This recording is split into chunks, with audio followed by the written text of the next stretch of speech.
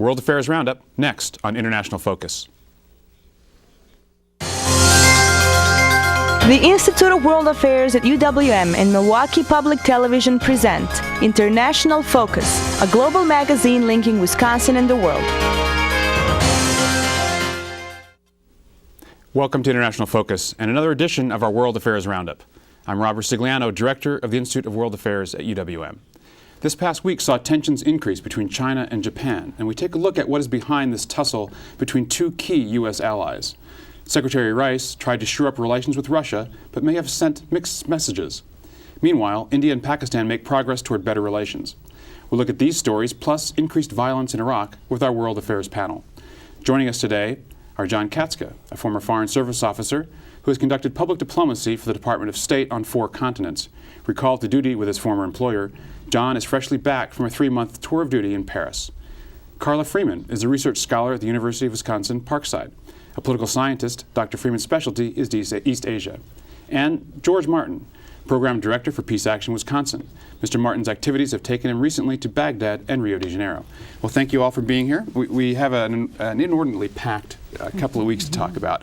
And one of the issues I will free us up from having to talk about is the appointment of Pope Benedict XVI. I think the regular media is doing a lot of that, and we'll give you some time to think about this, and you can reflect on it in a few weeks.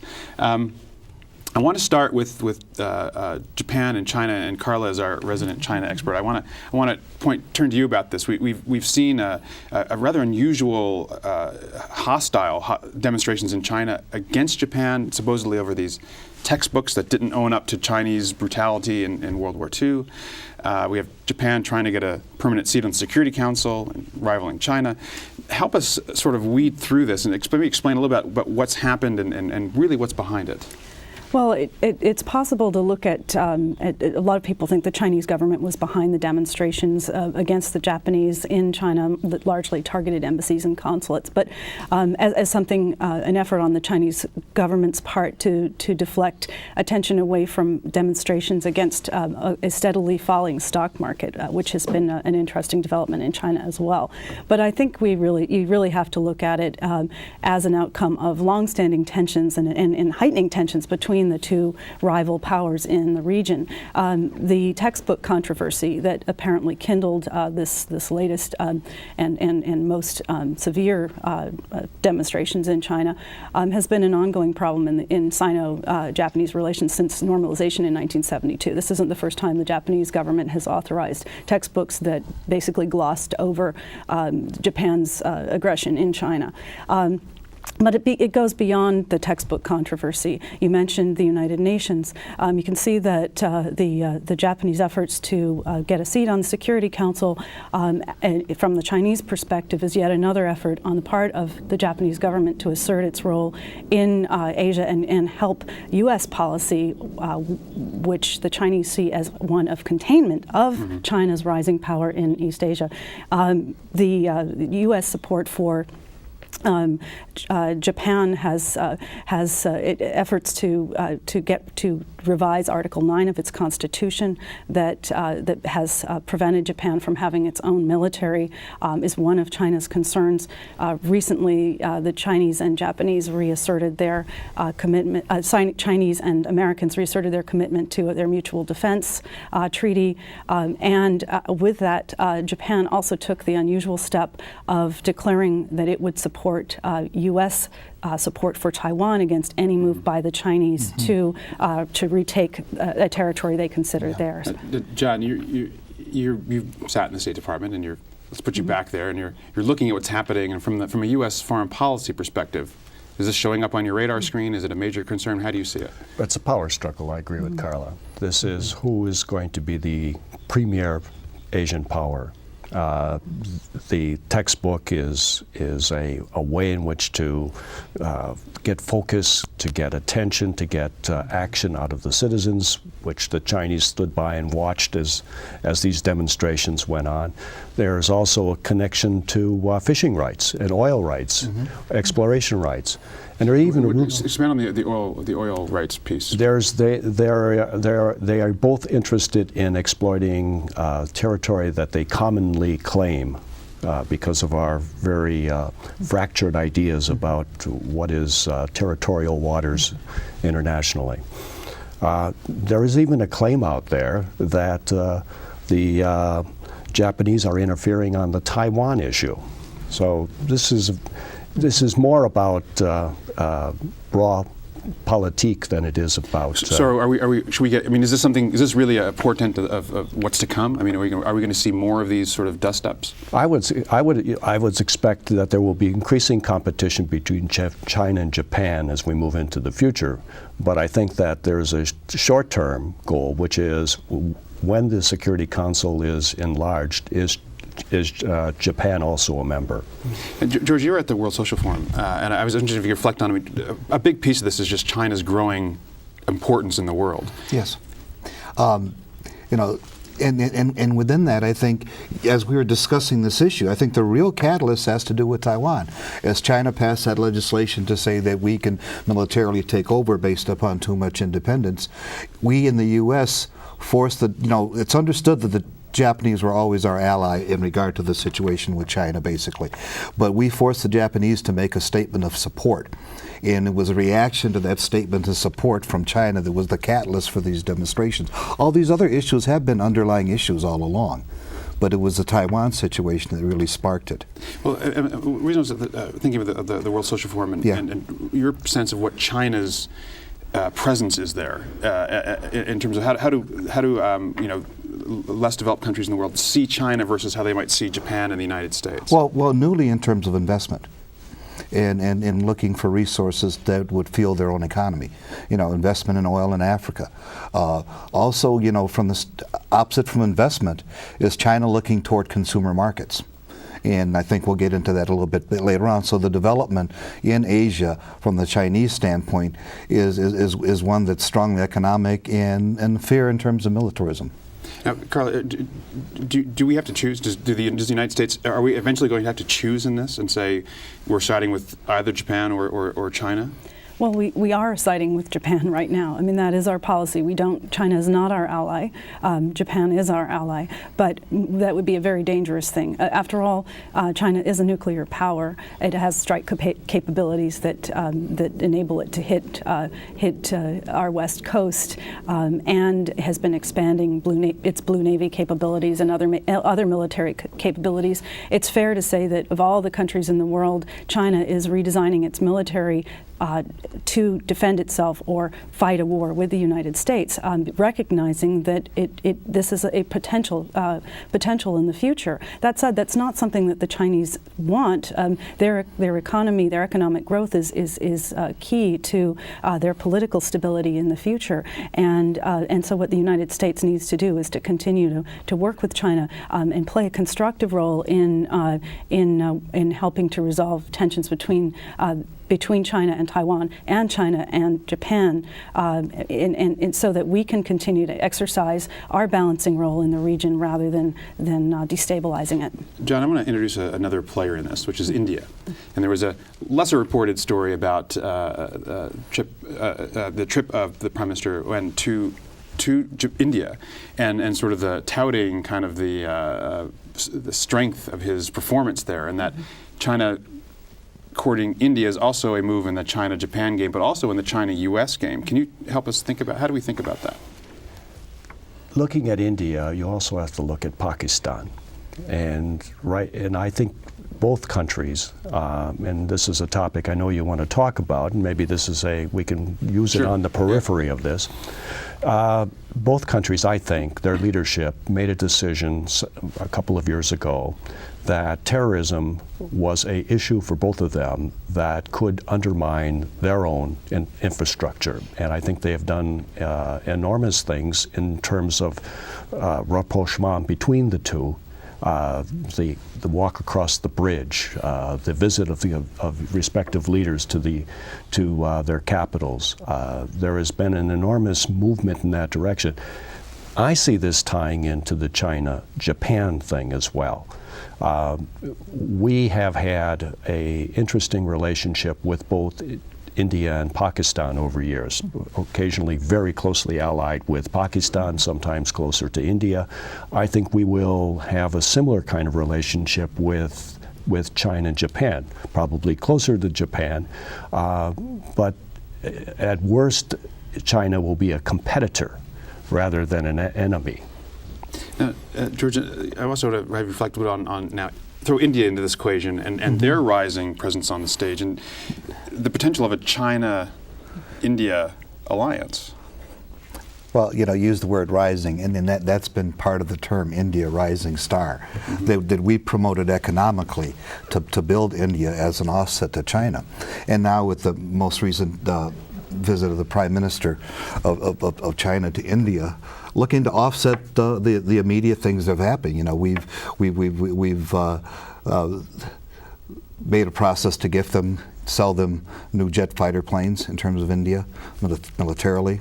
And so here comes China talking about more of an industrial alliance in terms of using Indian technology on the software and China's ability to produce hardware and really build up the industrial nature of the economics between the two of those countries.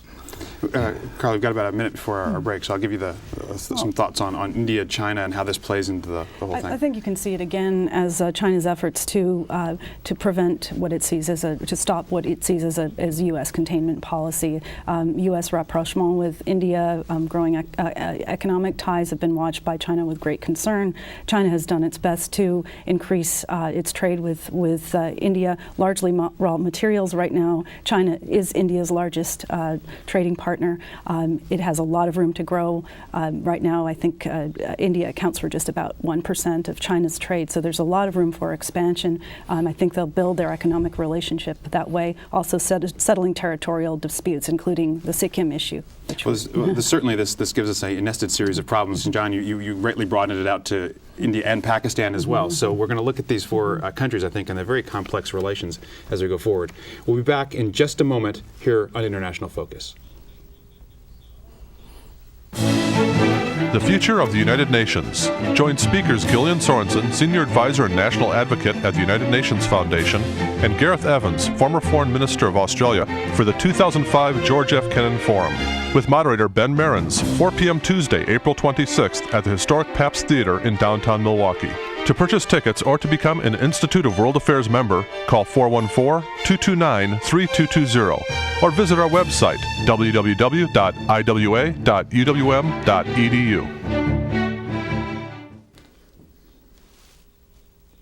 Welcome back. We've been talking about China, India, Pakistan. We'll continue to move a little further to the west and talk about Russia. Secretary of State Condoleezza Rice was in Moscow, then in Lithuania to talk about the NATO summit. And John, I was struck by the potentially mixed signals here. You had, on the one hand, Secretary Rice going on a very popular Moscow radio show saying to the whole country, you have nothing to fear from us. And then on the other hand, she's meeting with opposition leaders in Belarus, which has a pro-Russian government now, and that might be seen as meddling. NATO is talking about possibly bringing Ukraine in. To help us understand, again, what's happening in this very complex relationship. Well, it is very complex. I wouldn't see it mixed messages. I would see it a two-tiered approach. And this is the difference in foreign affairs between idealism and realism. On the idealistic front, we have a international goal of developing democracy. And there have been a number of success stories in that account around the world since the last time I talked with you.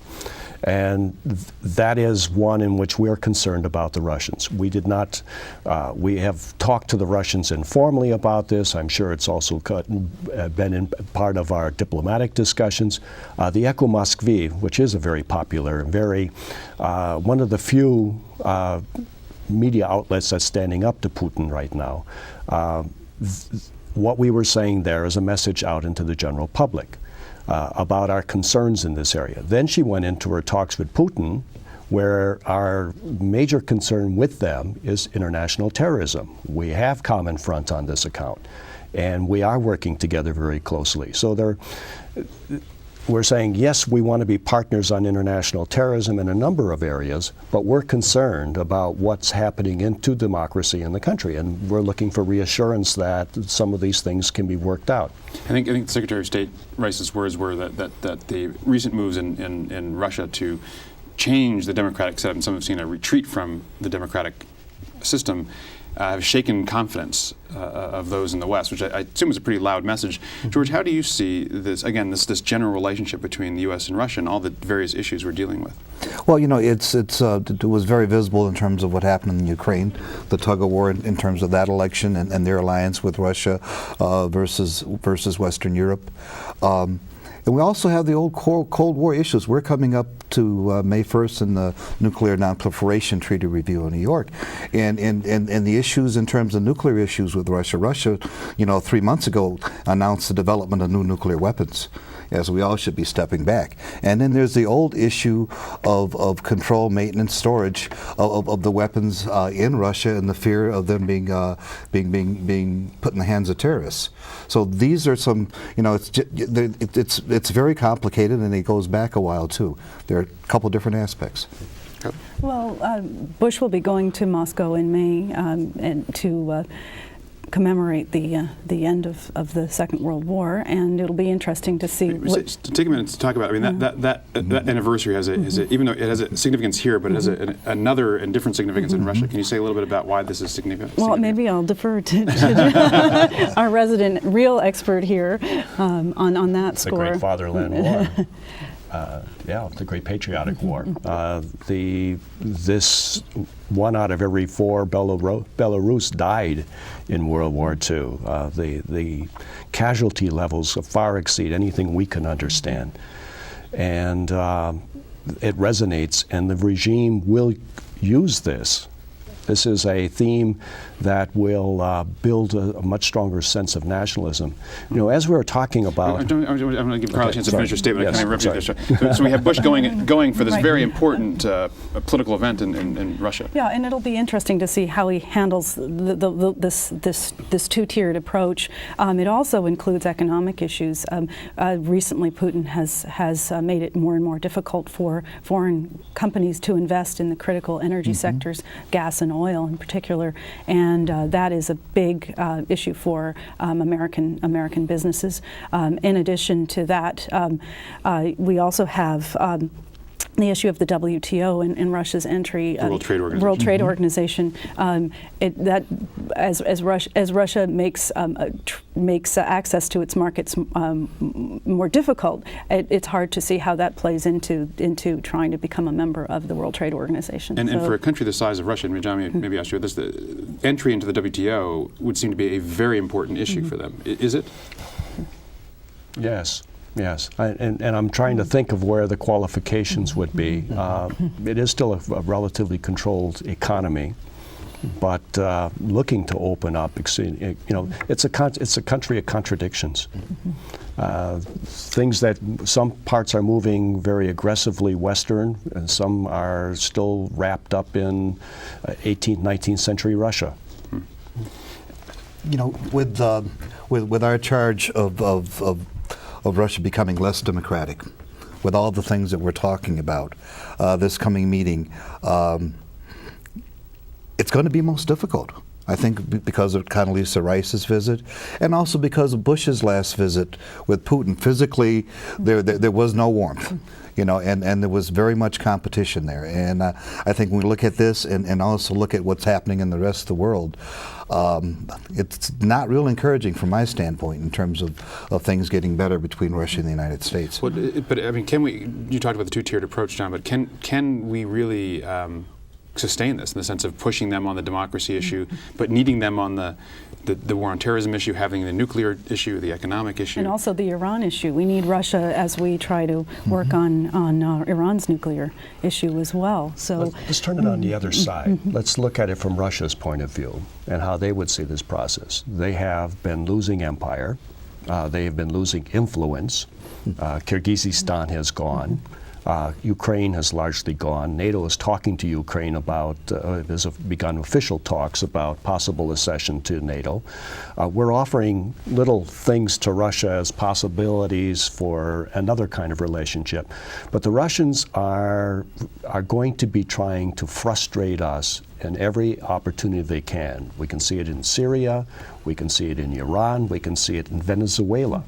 And this isn't only Russia. I mean, when we talked, George was talking earlier about how the third world looks at, much of the world is concerned about not Russia, but the United States and its enormous power. And it's a natural kind of, anytime there's one power, one superpower in the world, the rest of the world begins to try to work out a new set of relationships to offset that. I want to take us into another issue that we've talked a lot about, which is Iraq.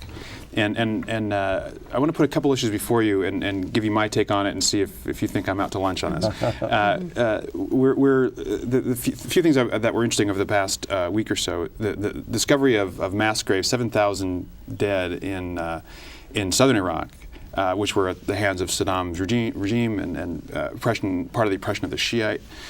We've discovered, there were about 50 bodies supposedly of Shiite hostages from a city in Iraq. Again, sort of part of a Sunni-Shiite rivalry. There was mutilated soldiers assassinated in a stadium. But also the now president, Kurdish Jalal Talabani, has made a rather interesting statement saying that if the government, the Iraqi government, were to use the existing ethnic militias, the Shiite militia, the Kurdish militias, the Sunni militias, they could wipe out the insurgency sort of overnight. And my feeling is this raises sort of fears about potential intergroup conflict, all of this. And so, George, you've been there, and I'm wondering how do you see this, or how do you see the potential here? It's absolutely most difficult. Depending upon what part of the country, that could be effective. When we get in other districts of the country where they're dominated by a specific religious base or ethnic base, it presents its problems. It presents its problems in terms of territory district. Already the thing that's held up this new assembly has been the Kurdish negotiations for control of the north and the oil and resources. And so there's a fear with their larger, more experienced militia that might even take further steps in terms of their dominance. Would this in be a Iraq. self-interested Kurdish move because they have perhaps the strongest fighting force? Yes. Well, that's all possible. Well, Talabani's also mentioned the possible involvement of Shia militias as well. And if we look at it more positively, I tried to see the positive side of this. Maybe we could see it as an effort by Talabani to try to build popular support for the new government to assert its independence, to suggest that it has a plan of possible options other than sustained U.S. role in fighting the insurgents. And in that sense, maybe he's trying to lend a ray of hope to the Iraqi people. Rather than try to divide them. John, we've got about a minute or so before I want to get to your final issues. So what's your take on this? I'll take a little bit off on this and look at it from another point of view. Something we talked about earlier, and that is what happens as the violence de-escalates, and what are the issues that are likely to come up to the fore, and then it's going to be the inter-ethnic rivalries. Right now there is a common purpose that these people have in terms of defeating that insurgency, bringing back some level of stability. After that will be another dimension altogether. Great. Well, we've made a lot of progress now, so I want to reward you now with a little more time to talk about some of the issues that you'll be watching kind of in the week or two going forward. Carla, maybe I'll start with you. Well, I think I would like to just mention growing tensions between the United States and South Korea that tie into our discussion of tensions between Japan and China, which I also think reflect tensions between China and the United States. The South Koreans have been increasingly disenchanted with U.S. policy toward North Korea and have started to see us as an obstacle to progress on the peninsula, Korean peninsula. I think they are also share the Chinese concern with what they perceive as rising Japanese nationalism, the flames of which they see the United States fanning by encouraging the Japanese to take a seat on the Security Council. Great. Maybe a topic for a future show. George. Well, most immediately coming up May 1st is the United Nations Nuclear Non-Proliferation Treaty Review in New York City. And it's had its difficulties even in terms of agreeing to an agenda. The U.S. policy standpoint has been one to not cooperate with past treaties and with the directions of middle states in terms of disarmament. And it's so critical as this does come up. There's some new amendments being introduced in Congress this week to try to soften our stance so that so there could be some possible progress in terms of nuclear disarmament. It's critically one of the most key things facing our country this year. And this year is the anniversary of Hiroshima and Nagasaki, so it's in the forefront this year. John, we got about 20 seconds. Okay. Well, I was going to talk about a little bit about my French experience, Please. but maybe we'll save that for another time. All right. Nothing else that I want to add. Well, give me a today. quick impression of give me a sentence on your experience in France. Surprised? Yes, I was surprised. The Europeans decided after the election that they wanted to change the relationship, and that was certainly true for the French. And a number of things in the world happened to make this all move more quickly in terms of a rapprochement with them. Great. Great. Thanks a lot. Thanks, panel. Thank you for watching International Focus, and we'll see you next week.